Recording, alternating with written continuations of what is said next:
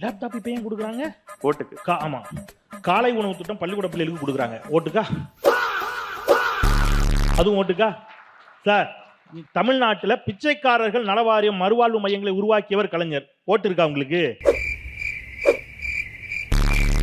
இந்த இன்னைக்கு மெரினா பீச்ல வீடற்றவர்கள் தங்குவதற்கு விடுதி கட்டி கொடுத்திருக்கிறது திராவிட முன்னேற்ற கழக அரசு. எதுக்கு அவங்களுக்கு ஓட்டு இருக்கா? அவங்க எத்தனை பேருக்கு ஓட்டு உரிமை இருக்குது? எத்தனை பேருக்கு ஓட்டு உரிமை இருக்குது? அது தெரிஞ்ச நாயா இங்க வர்றேன், தெரியாமட்டால இங்க வந்து குத்த வச்சேன். இந்தியாவில் முதலில் பெண்களுக்கு சொத்துரிமையை தந்தது திராவிட முன்னேற்ற கழகம். ஓட்டுக்காக தான் கொடுத்தாங்களா? அனைத்து ஜாதியினர் அர்ச்சகர் ஓட்டுக்காக தான் கொடுத்தாங்களா? அங்க போதாம இருக்கு, குறைபாடு இருக்கு, சிக்கல் இருக்கு, சுட்டி காட்டுங்க. எல்லாத்தையும் ஓட்டுக்காக தான் செஞ்சாங்கன்னா எதை ஓட்டுக்காக செஞ்சாங்க? அந்த 3 idiots இப்ப பேச சொல்லு பங்கு. யோ, இப்பவாது 2 வார்த்தை பேசுங்கயா. நீங்க சரி, ஓகே, ரைட். ஏதோ எல்லாத்தையும் நான் முதல்வன் திட்டம், புதுமை பெண் திட்டம், அப்ப எதையும் கொண்டே வரப்படாதா? எந்த திட்டம் கொண்டு வந்தாலும் சரி, ஓட்டுக்காகவாது ஒரு திட்டம் கொண்டு வந்திருக்காங்கன்னு வச்சுப்போம் ஒரு வாதத்துக்கு. ஓட்டுக்காகவாது ஒரு திட்டம் கொண்டு வந்திருக்காங்க. நீங்க ஓட்டுக்காகவாது பாஜகவை கண்டீங்களா?